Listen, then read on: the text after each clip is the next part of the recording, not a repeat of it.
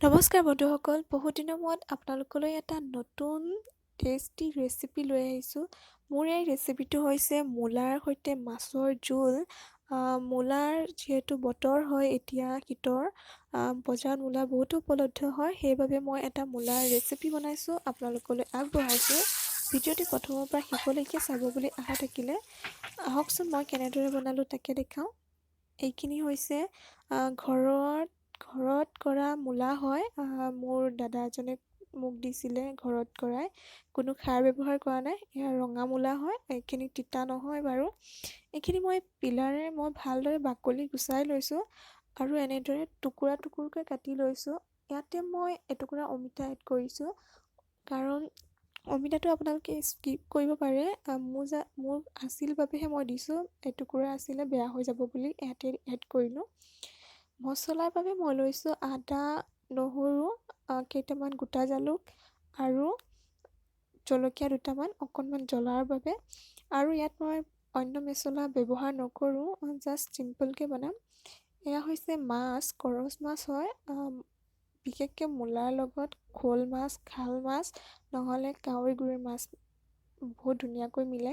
যিহেতু মোৰ তাত নাছিল, সেইবাবে মই এয়া কৰচ মাছ ল'লোঁ। মাছখিনি ধুনীয়াকৈ ধুই পখালি পানীটো টুকি মই ইয়াতে নিমখ হালধি ভালদৰে হাতেৰে সানি ল'লোঁ। এয়া হালধিখিনি মাছত ভালদৰে সানি দিছোঁ।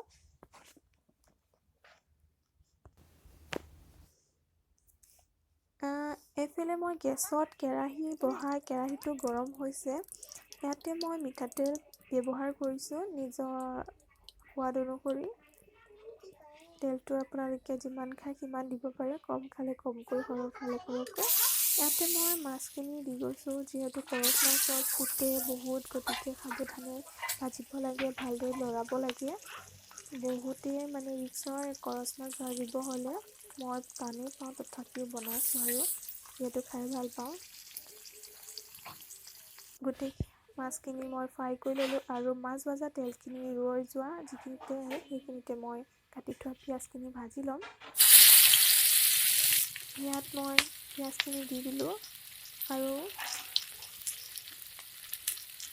এতিয়া মই ইয়াতে জলকীয়া দুটা এড কৰি দিম। এই জলকীয়া দুটাও মই তেলত ভাজি ল'ম। পিঁয়াজখিনি মই এটা ব্ৰাউন কালাৰ হোৱালৈ ভাজিম, যাতে ইয়াৰ কালাৰটো চেঞ্জ হৈ যায়। পূৰা ভাজি ল'লে তৰকাৰীখনৰ কালাৰটো খুব ধুনীয়া এটা কালাৰ আহে। মোৰ পিঁয়াজ ভজা হৈ গৈছে। বেছিকৈ ভাজিলে আকৌ বেয়া, গতিকে জাষ্ট গল্ডেন কালাৰ এটা হ'লেই হ'ল আৰু। মোৰ পিঁয়াজ ভজা হৈ গ'ল, ইয়াৰ কালাৰ চেঞ্জ হৈ গৈছে। ইয়াতে মই মূলা, অমিতা, আলু দি দিলোঁ, পানীৰ পৰা টুকি দিছোঁ। এতিয়া মই এইখিনি ভালদৰে লৰাই দিম, যাতে তলৰ পৰা লাগি নধৰে, সেইকাৰণে লৰাই দিলোঁ। ইয়াতে মই হাতেৰে নিমখ এড কৰি দিছোঁ। আমি যিহেতু অসমীয়া হয় ন, অসমীয়া মানুহে হাতেৰে নিমখ দিয়ে, সৰুৰ পৰা মই দেখি আহিছোঁ, সেইবাবে। আৰু ইয়াত মই এচামুচ হালধি গুড়ি ব্যৱহাৰ কৰিছোঁ। আগতেও কৈছোঁ, এতিয়াও কওঁ, যিহেতু আমি যিকোনো তৰকাৰী বা ভাজি বনাওঁ, তাত আমি এটা ভাল ব্ৰেণ্ডৰ হালধি ব্যৱহাৰ কৰিব লাগে। তেতিয়া তৰকাৰীখনৰ ৰংটো খুব ধুনীয়া এটা কালাৰ হয়। তাত কোনো জলকীয়া গুড়ি ব্যৱহাৰ নকৰিলেও হয়, যিকোনো তৰকাৰী ভাজি কালাৰৰ কাৰণে। ইয়াতে মই ঢাকোনখন লগাই দিছোঁ, যাতে অমিতাখিনি সিজোঁতে অকণ সময় লয় ন, মূলাতকৈও আলুটো সোনকালে সিজে, গতিকে অকণ ঢাকোন লগাই দিছোঁ আৰু লৰাই দিছোঁ। মাজে মাজে লৰাই আছোঁ, নহ'লে তলৰ পৰা লাগি যাব পাৰে। আৰু ইয়াতে মই মছলাখিনি বেছি মছলা নহয়, জাষ্ট গোটা জালুক, আদা, নহৰু, বাছ ইমানেই মছলা ব্যৱহাৰ কৰিছোঁ। বেছি মছলা দিলে খাবলৈ বেয়া লাগে, চিম্পুল হ'ব লাগে। অকণ জালুকৰ ভাৱটো থাকিব লাগে, যিহেতু ঠাণ্ডা, জালুক দি খাব লাগে ঠাণ্ডা বতৰত। ইয়াতে মই প্লেটত ৰৈ যোৱা যিখিনি মছলা লাগি আছিল, সেইখিনিতে পানী অকণ দি অলপ খাৰু ঢালি দিলোঁ। এইখিনি ভালদৰে লৰাই অলপমান ভাজিম, যাতে ইয়াৰ কেঁচা গোন্ধটো মানে আদা নহৰুৰ কেঁচা গোন্ধটো গুচি যায় তেতিয়ালৈকে। এইখিনি মই লৰাই বগৰাই ভাজি লৈছোঁ। আৰু মন কৰিব গেছটো যাতে মিডিয়াম ফ্লেমত থাকে, নহ'লে মানে হাই ফ্লেমত থাকিলে তলৰ পৰা লাগি ধৰিব। আৰু ইয়াতে মই ঢাকোনখন লগাই দিছোঁ যাতে মছলাটো আৰু অলপমান সিজে, যিহেতু অমিতা সিজোঁতে সময় লৈ গৈছে। সেয়া মোৰ মানে পাচলিখিনি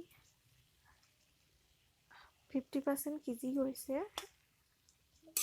ইয়াক আৰু মই বেছি সিজাই নাথাকোঁ, মানে কম সময়তে মই বনাব বিচাৰিছোঁ, সেইবাবে মই বেলেগ এটা কাম কৰি আছোঁ, আপোনালোকক দেখাই আছোঁ। ইয়াত মই এতিয়া পানী এড কৰি দিছোঁ। নিজৰ জোখ অনুযায়ী মই পানী এড কৰি দিছোঁ। আমাক যিমানটো পৰিমাণৰ পানী লাগে সিমানখিনি এড কৰিলেই হ'ল। বেছি পানী দিলেও ভাল নালাগিব, বেছি কমকৈ দিলেও ভাল নালাগে, এটা মিডিয়াম জোখত ৰাখিব লাগে।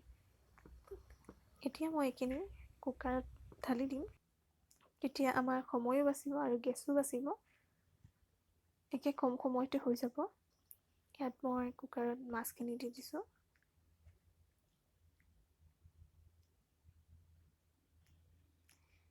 এয়া মই মাছখিনি দি দিলোঁ। দি লৈ পেলাই ইয়াক মই 2টা চিটি দি দিম, 2টা হুইচেল মাৰিব। এয়া মানে 2টা হুইচেল মৰাৰ পিছত মই দেখুৱাইছোঁ ঢাকোনখন খুলি, যিহেতু মই ৰেকৰ্ড কৰিব নহ'লে অলপ ব্যস্ততাৰ বাবে। এয়া চাওক, মই লৰাই দিছোঁ। এতিয়া যদি আমি এইকেইদিন হাতেৰে চুই দিওঁ গোটেইখিনি ভাঙি যাব, মানে খুব ধুনীয়াকৈ সিজি গ'ল। ইয়াক মই তাৰে আধাখিনি মই ভাঙি দিম, আধাখিনি গোটাকৈ ৰাখিম।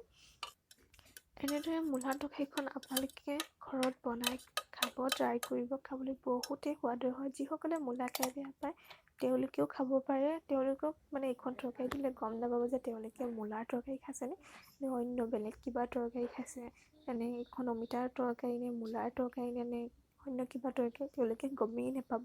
একচুৱেলি ময়েই মূলা বেয়া পাওঁ, তথাপিও মই এইখন তৰকাৰী খাই ভাল পাওঁ। ইয়াতে মই গাৰ্নিচিঙৰ বাবে এটা বাউলত উলিয়াই ল'লোঁ তৰকাৰী অলপ আৰু মাছ এপিচৰ সৈতে। তাতে মই ভোট জলকীয়া অকণ দিছোঁ, দেখিবলৈ শুৱনি হোৱাৰ বাবে। যিহেতু এতিয়া ধনিয়া ছিজন হয়, সেই ধনিয়া এজোপা ধুনীয়াকৈ ছিঙি দি দিছোঁ।